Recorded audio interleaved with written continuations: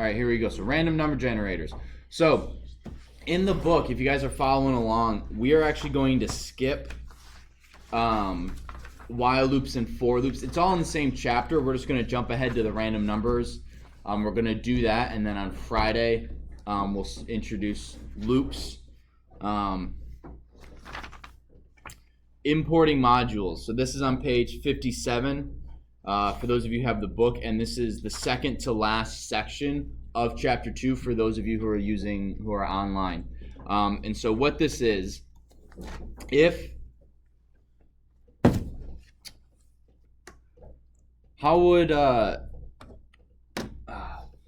so Libby, how would you write code to randomly generate a number?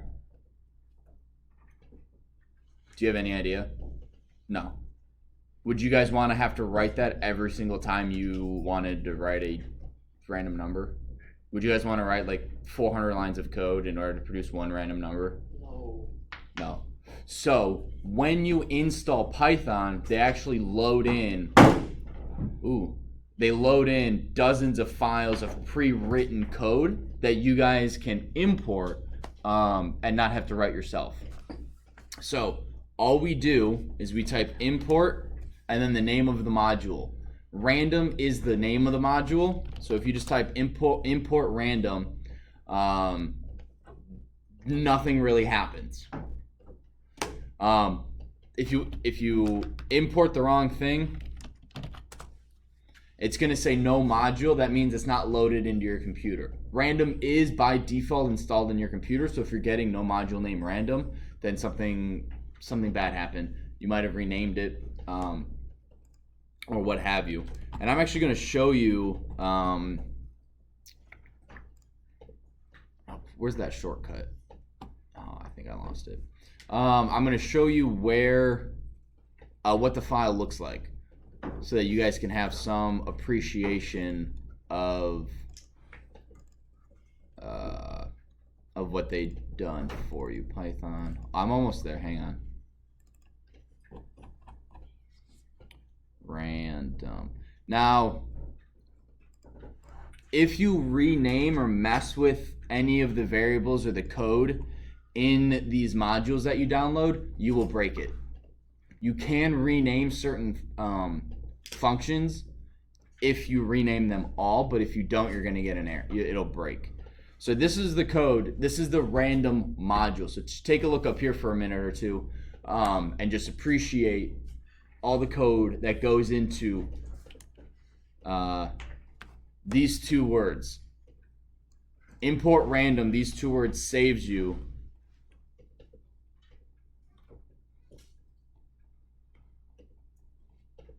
I honestly don't know when this ends. Right? So, and the one we're going to use today is called randint. What do you guys think that does? Random integer. Random integer. Yep.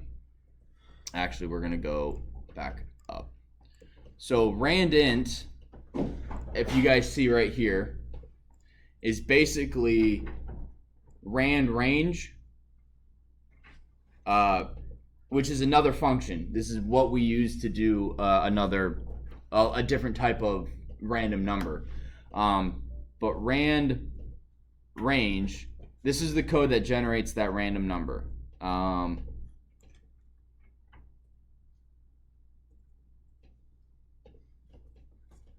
this right here. So you can't, if you go in and you mess with this, your random module will break. And you'll have to either uninstall and reinstall, or find a copy of random online, delete the one on your computer, and then copy and paste this into a certain location on your computer. So please don't mess with modules. Just load them into your computer, download them, install them, load them into your code, and that's it. You will eventually, we can, I think in the advanced class, well, we can do it in this class, but it's not in the curriculum. But if you write your own code, say Luke writes a really, really awesome tax calculator and it's accurate within 99%. So if you type in, it figures out how much you're going to have to pay in taxes. and it's a really, really long code, and it's awesome. But he obviously doesn't want to. How can he use that saved file in another file, right? All we're doing is we're loading one file into another. And if you guys want, all it takes is for him to save that tax file in a very specific location on his computer, and he can import it. So you guys can write your own modules. Just don't mess with the ones that are already there. Make sense? Okay, any questions? That wasn't really do you guys have questions so far? I don't think there's really many questions you can have in that part. You want to know how to get there? This is the file path. So C, users, your name, app data, local, programs, Python, Python 3732, lib. App data is a hidden folder, so you have to make sure that you can see hidden folders. If you guys want to know where that is, I'll show it to you on our own, but I don't necessarily want to use class time for that right now. But I'm happy to show you after class or during the break. So I'm going to put that down. I'm going to close this, and then we're going to come back to here. So what we're going to do now, random seems like a good name for a variable, right? Because it's a random number. Micaiah, do you think it's a good number? Or, I'm sorry, a good variable name? Why do you say no? That's the name of the module, yes. So you don't want to name variables the name of your module. So we're going to go, random underscore num. So this is how you create a random number using Python. You do random, which is the name of the module.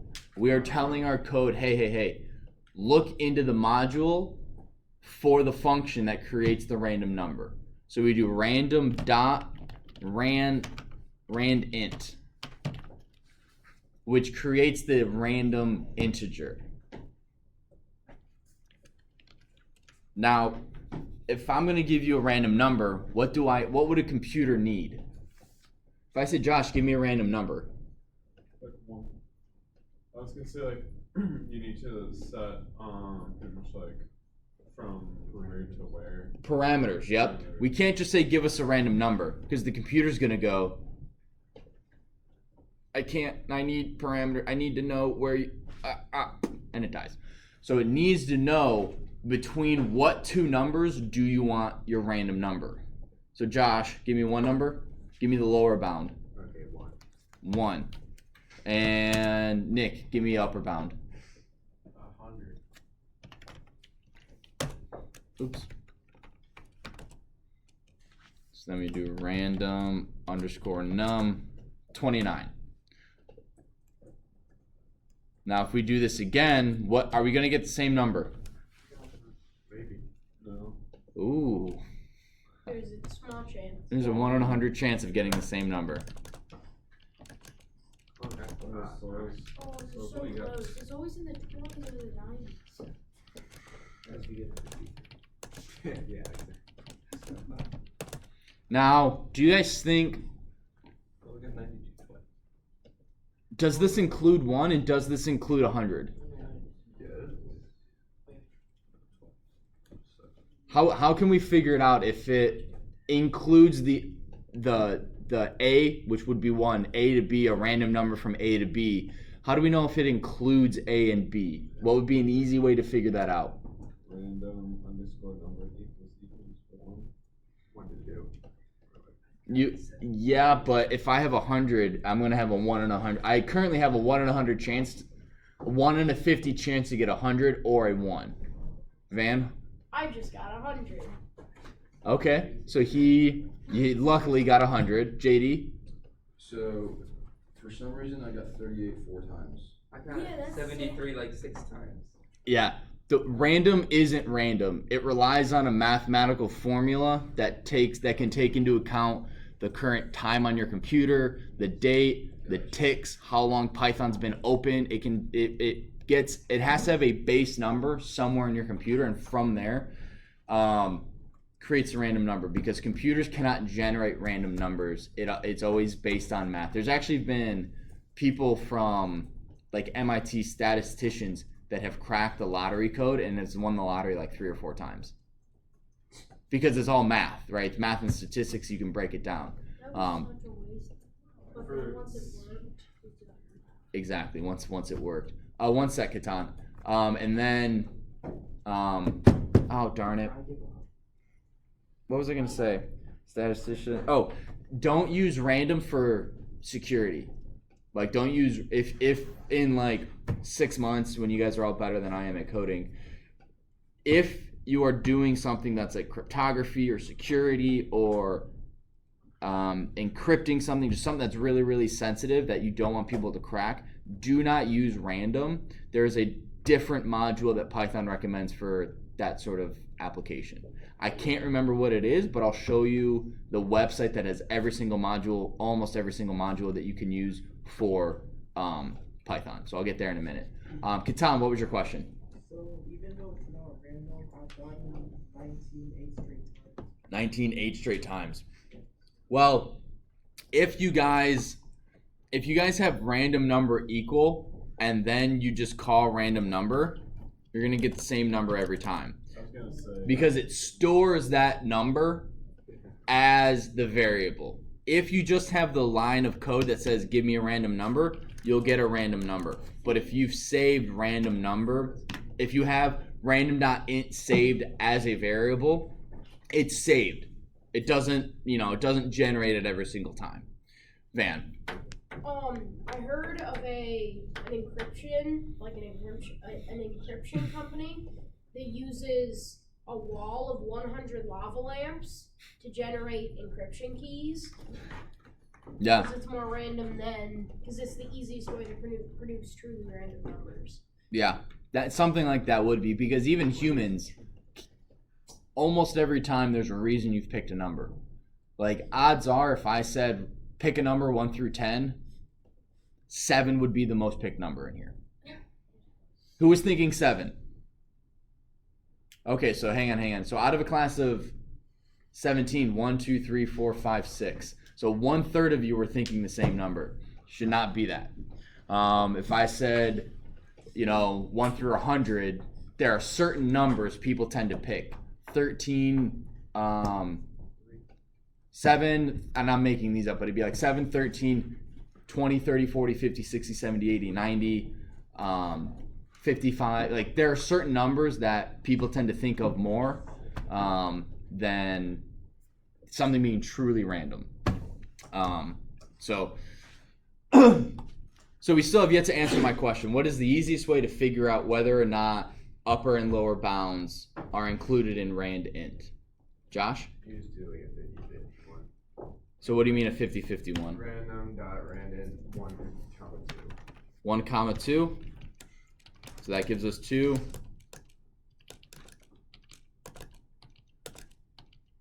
Okay, so it also gives us 1. Took us way more tries than I thought it would have. But rand int includes A and includes B. So if I said, Christine, give me, if you're simulating a dice roll, what would your parameters be? 1 to 6. 1 and 6. Yep, perfect. If I said, give me a number between 14 and 92, Matthew Johnson, what would my parameters be? 14 and 92. See, 1492 wasn't truly random. That's a date. It's a very popular date, right? 1492. Columbus sailed the ocean blue. Oh. Well, what's 1491? I don't know. I think he left in 1491 and hit shore 1492, but I don't know. But 1491 does not rhyme with blue, so it can't be true. You did that on purpose. No, actually, I didn't. I'm a poet and I didn't even realize it. No,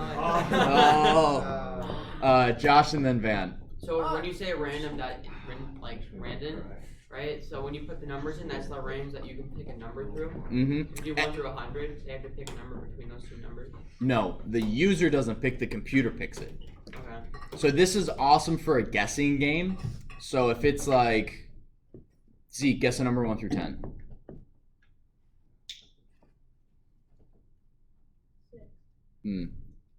4. So your code could then go, oh, you didn't guess right, bummer. Right, and you can just have a little guessing game like that. And then once you have loops, you can have it go until they guess it and keep track of how many times, and then you can do like high scores and stuff. Do you guys have questions on random.randint? I will show you something cool. I don't recommend it, but we do use it in our video game. If you do from random import star, what this does is this gets rid of the requirement of having random dot. So if I do this, I can now just do randint, and I don't need random dot. The reason I say I don't recommend that, well, real quick, why wouldn't I recommend that? Katan, do you got an idea?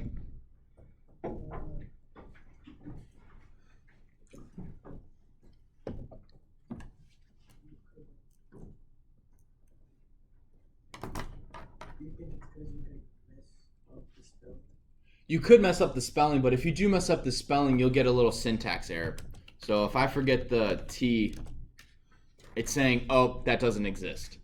Randin is not defined. It's not a variable or a function.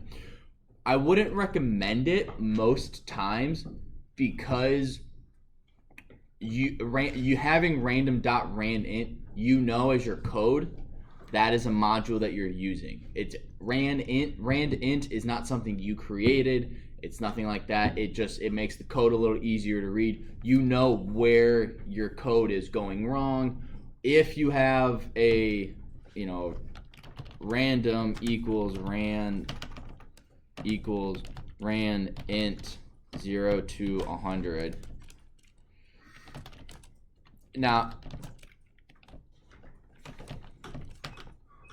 because it's 0, duh.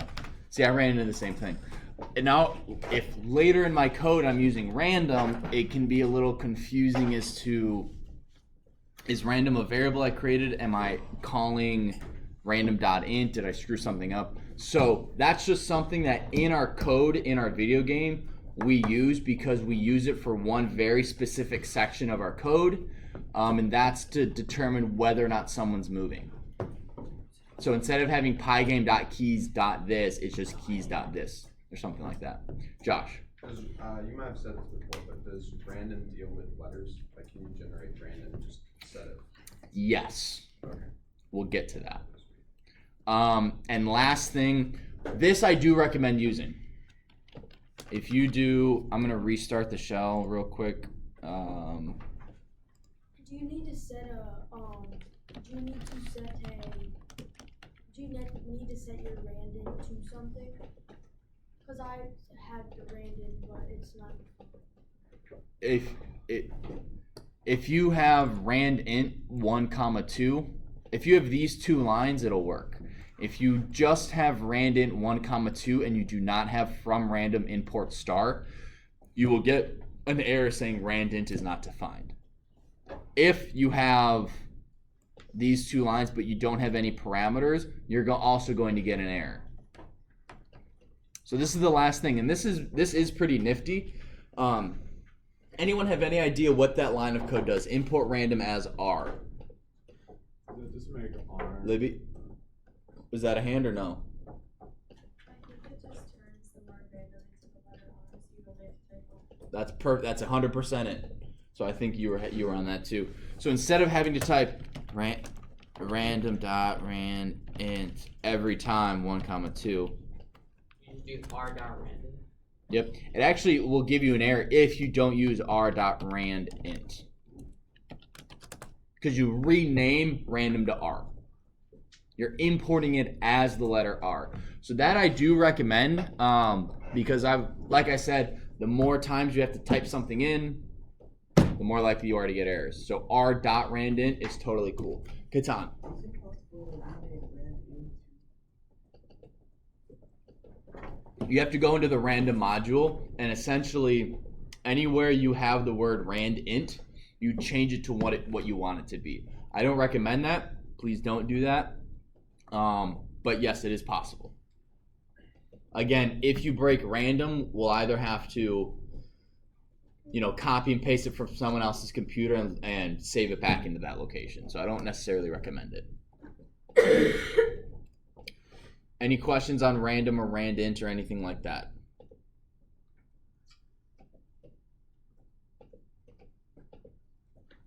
No? Wow. Cool. All right, I'm gonna stop the video then, and we will